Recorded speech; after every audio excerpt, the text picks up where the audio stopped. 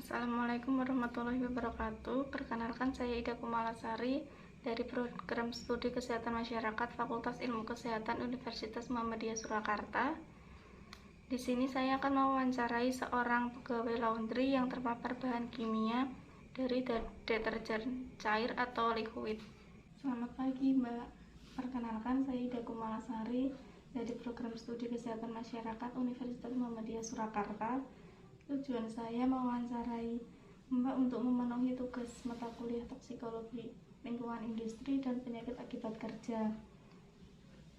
Nanti akan ada beberapa pertanyaan yang akan saya tanyakan terkait dengan pekerjaan Mbak. Iya, silahkan.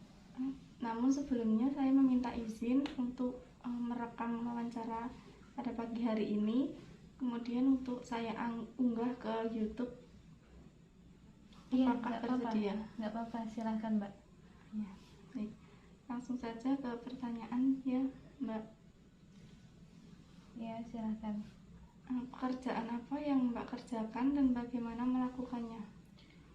Kalau kerjaan saya itu laundry, Mbak. Jadi setiap hari saya itu mencuci baju, setrika, melipat baju, dan menjemur baju, begitu. Untuk bahan kimia yang Mbak gunakan saat bekerja itu apa ya, Mbak? Biasanya saya itu pakainya deterjen. Nah, deterjennya itu deterjen cair seperti liquid, begitu Mbak, deterjen liquid yang cair itu. Ya. Bahan itu untuk mencuci pakaian ya, Mbak? Iya, itu untuk mencuci.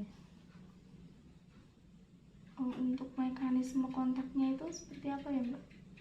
Biasanya kalau saya mau mencuci itu saya mencampurkan deterjennya itu ke dalam air. Nah, itu biasanya saya pakai tangan. Jadi saya tuangkan dulu, kemudian saya campurkan ke air. Untuk frekuensi kontak itu seberapa sering Mbak menggunakan bahan kimia tersebut? Kurang lebih ya setiap hari Mbak, karena saya mencucinya setiap hari juga. Untuk apakah ada upaya atau SOP protokol untuk mengurangi kontak tersebut, Mbak? Kalau dari saya sendiri, upayanya itu biasanya memakai sarung tangan, begitu. Apakah ada APD yang digunakan?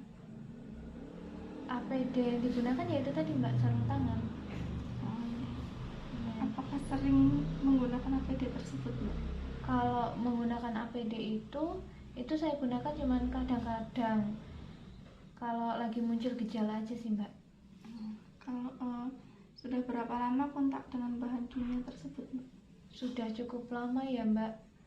Kira-kira itu dari awal saya buka laundry sampai sekarang itu kurang lebih ya 1 tahun lah. Apakah bisa diceritakan gejala yang dirasakan Mbak? Kalau gejala yang saya rasain itu seperti gatal-gatal, terus kadang juga panas, terasa panas gitu di telapak tangan, terus iritasi juga sih Mbak. Apakah ada langkah yang Mbak ambil atau periksa ke dokter? Sejauh ini belum pernah Mbak. Kalau muncul gejala cuma dikasih salep gitu sih. Lalu apakah Mbak mengalami keluhan lain dari pekerjaan tersebut, misalnya gejala fisik, biologi, atau muskuloskeletal? Ya ada Mbak, keluhan muskuloskeletal.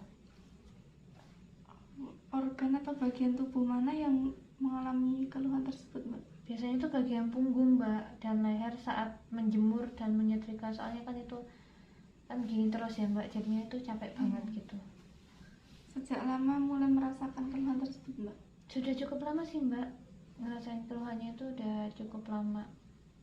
Karena setiap hari juga saya kan nyetrika terus jemur baju, jadi berulang-ulang itu capek banget rasanya Mbak. Bagaimana asal mula Mbak mengalami PAK tersebut, Mbak? Itu tiba-tiba muncul aja sih Mbak, sakit gitu di punggung dan leher. Pas melakukan aktivitas, kalau pas lagi nyetrikanya gitu muncul rasa sakitnya gitu.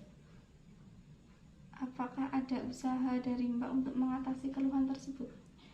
Biasanya kalau terasa sakit itu saya obati pakai salep seperti counterpain.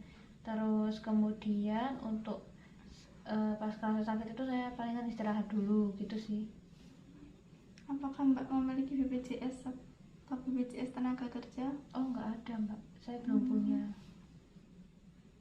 Apakah pernah memeriksakan keluhan tersebut ke dokter? Belum pernah sih mbak sejauh ini.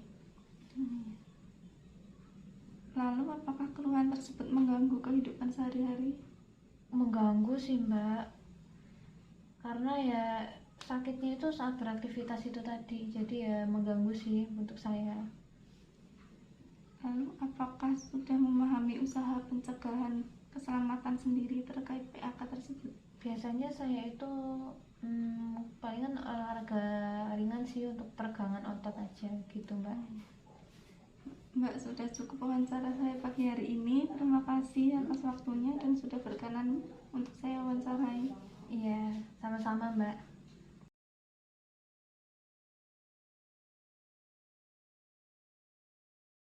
Analisis berdasarkan MSDS bahan kimia yang digunakan, ternyata deterjen liquid memang dapat menyebabkan iritasi.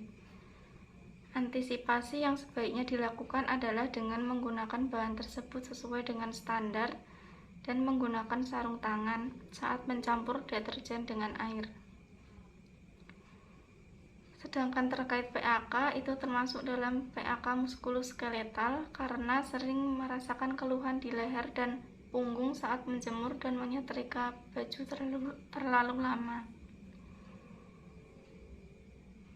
Kemudian antisipasi yang dapat dilakukan oleh pekerja tersebut adalah dengan melakukan peregangan untuk membantu dalam menjaga kekuatan otot, tulang, dan sendi.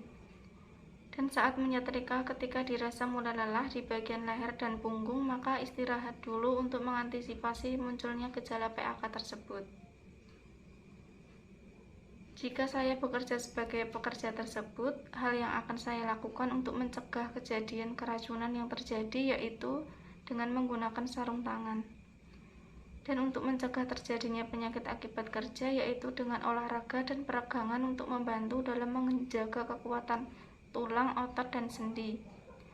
Dan juga berhati-hati dalam melakukan aktivitas sehari-hari guna menghindari cedera. Menerapkan postur tubuh yang baik, misalnya posisi duduk dan berdiri yang benar. Sekian video dari saya, terima kasih. Wassalamualaikum warahmatullahi wabarakatuh.